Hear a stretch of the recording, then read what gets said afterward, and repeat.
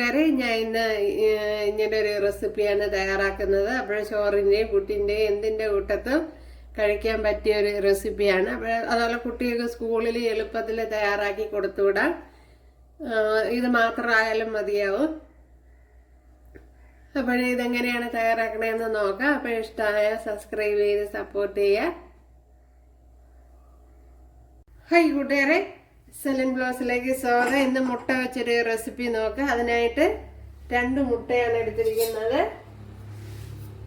ഒരു മുട്ട ചമ്മന്തി എന്ന് പറയാം, മുട്ട ചമ്മന്തി.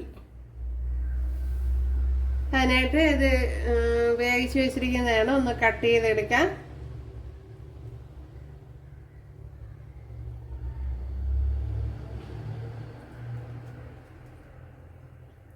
ഇതുപോലെ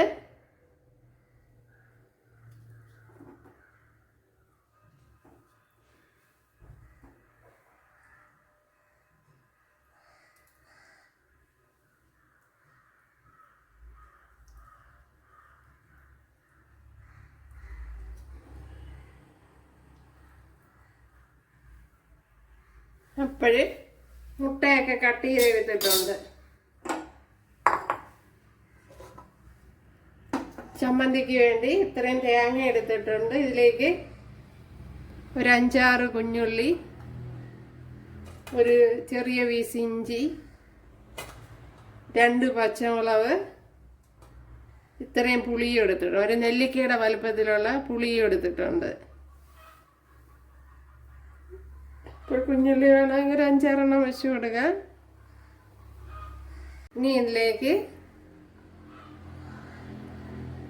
ഒരു 1 ടീസ്പൂൺ നല്ല നിറച്ചെടുത്തിട്ടുണ്ട്. 1 ടീസ്പൂൺ മുളക് പൊടി. ഇത് കാശ്മീരി മുളക് പൊടിയാണ്, എരിവ് കുറഞ്ഞ മുളക് പൊടിയാണ്. എരിവുള്ള മുളക് പൊടിയാണെങ്കിൽ അതനുസരിച്ച് അഡ്ജസ്റ്റ് ചെയ്തെടുക്കുക. അതുപോലെ ഉപ്പ് ഇട്ട് കൊടുക്കുക. ഒരു 1/2 ടീസ്പൂൺ ഉപ്പാണ് ഇട്ട് കൊടുത്തിരിക്കുന്നത്. ഇനി നോക്കിയതിന് ശേഷം ഇട്ട് കൊടുക്കുക. എല്ലാം ഒന്ന് മിക്സിയുടെ ജാറിലോട്ട് ഇട്ട് കൊടുക്കാം.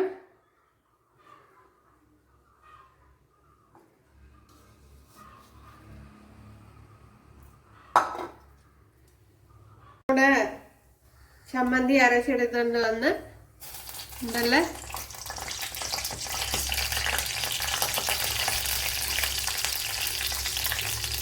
ഇവിടെ ഇപ്പോൾ 1.5 ടേബിൾ സ്പൂൺ വെളിച്ചെണ്ണ ഒഴിച്ചു കൊടുത്തിട്ടുണ്ട്. അതിലേക്ക് കടുക് ഇട്ട് കൊടുത്തിട്ടുണ്ട്. ഒരു 1 ടേബിൾ സ്പൂൺ കടുകാണ് ഇട്ട് കൊടുത്തിട്ടുള്ളത്.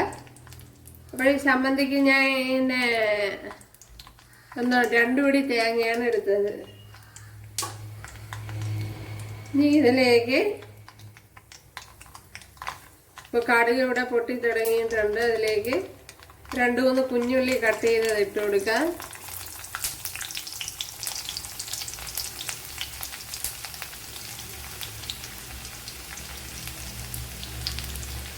അതേപോലെ ഒരു 2 വറ്റൽമുളക് കട്ട് ചെയ്തെടുത്തിട്ടുണ്ട്, അതും ഇട്ട് കൊടുക്കാം.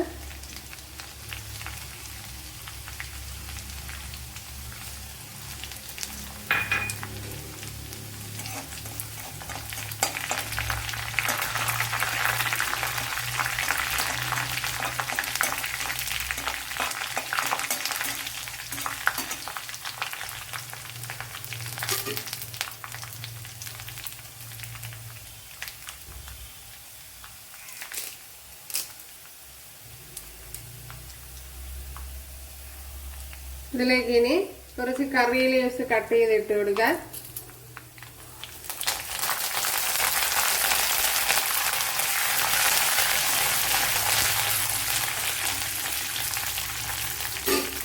ഇനി ചമ്മന്തി ഇതിലേക്ക് തട്ടിക്കൊടുക്കാം.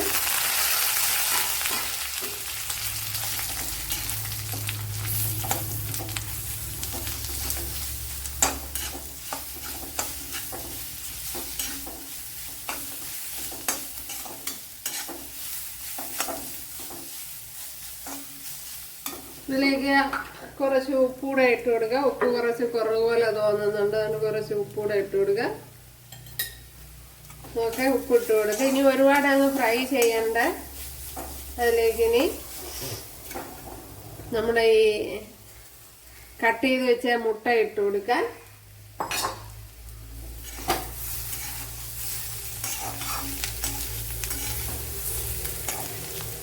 ഇനി ഇത് തന്നെ മതിയാവും. തീ ഓഫ് ചെയ്ത് കൊടുക്കാൻ.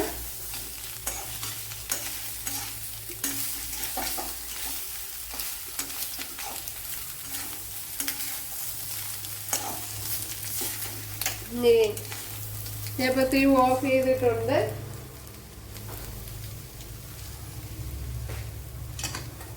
രണ്ടെണ്ണം ഓഫ് ചെയ്തിട്ടുണ്ട്.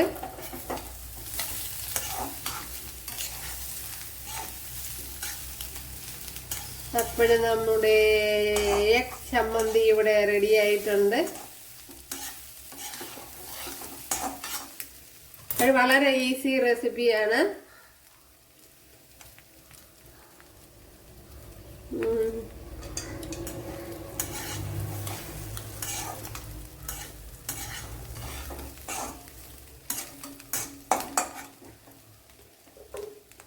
ശകലം ഉപ്പിന്റെ കുറവുണ്ട്, ശകലം കൂടെ ഉപ്പിട്ട് കൊടുക്കാൻ.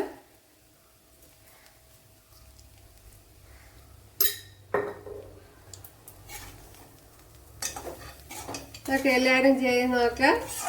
വളരെ എല്ലാവർക്കും ഇഷ്ടപ്പെടും. അതല്ല കുട്ടികൾക്കൊക്കെ എളുപ്പത്തിന് ഉണ്ടാക്കി കൊടുക്കുക. ഇതൊക്കെ വളരെ ഒരു ഈസി റെസിപ്പിയാണല്ലോ. കണ്ടല്ലേ നമ്മുടെ എഗ് ചമ്മന്തി, മുട്ട ചമ്മന്തി. അപ്പോഴിത് കുട്ടികൾക്ക് സ്കൂളിൽ കൊടുത്തു വിടാനും എല്ലാത്തിൻ്റെ പുട്ടിൻ്റെ കൂട്ടത്തും ഒക്കെ കഴിക്കാൻ വളരെ ടേസ്റ്റാണ്. എന്തിൻ്റെ കൂട്ടത്തും കഴിക്കാം. അപ്പത്തിൻ്റെ കൂട്ടത്ത്, അങ്ങനെ ഇഡ്ഡലിയുടെ കൂട്ടത്ത്, എന്തിൻ്റെ കൂട്ടത്തും കഴിക്കാം. വളരെ ഹെൽത്തി ആയിട്ടുള്ളൊരു റെസിപ്പിയാണല്ലോ. അതല്ല ഇത് ഒരുപാട് അങ്ങ് ഫ്രൈ ചെയ്യേണ്ട ഓയിലിലിട്ട്, എങ്കിൽ ആ ചമ്മന്തിയുടെ ആ ടേസ്റ്റ് അങ്ങ് പോകും. അപ്പോഴാ ചമ്മന്തിയുടെ ടേസ്റ്റ് നിർത്തി തന്നെ ചെയ്യണം. ഫ്രൈ ചെയ്താൽ പോകുമെന്ന് പറഞ്ഞാൽ അത് ഒരു ചമ്മന്തി ഫ്രൈ പോലെ അങ്ങാവും. അപ്പോൾ ഇതുപോലെ ഇരിക്കുന്നതാണ് ടേസ്റ്റ് കൂടുതൽ. അതുകൊണ്ട് ഒരുപാട് ഇട്ടൊന്നും ഫ്രൈ ചെയ്യണ്ട. ഓക്കെ, എല്ലാവരും ചെയ്യുന്നതൊക്കെ ഇഷ്ടമായാൽ സബ്സ്ക്രൈബ് ചെയ്ത് സപ്പോർട്ട് ചെയ്യുക. ഇവിടെ അടുത്തൊരു വീഡിയോ ആയിട്ട് കാണാമെന്ന് പറഞ്ഞുകൊണ്ട് എല്ലാവർക്കും താങ്ക്സ്.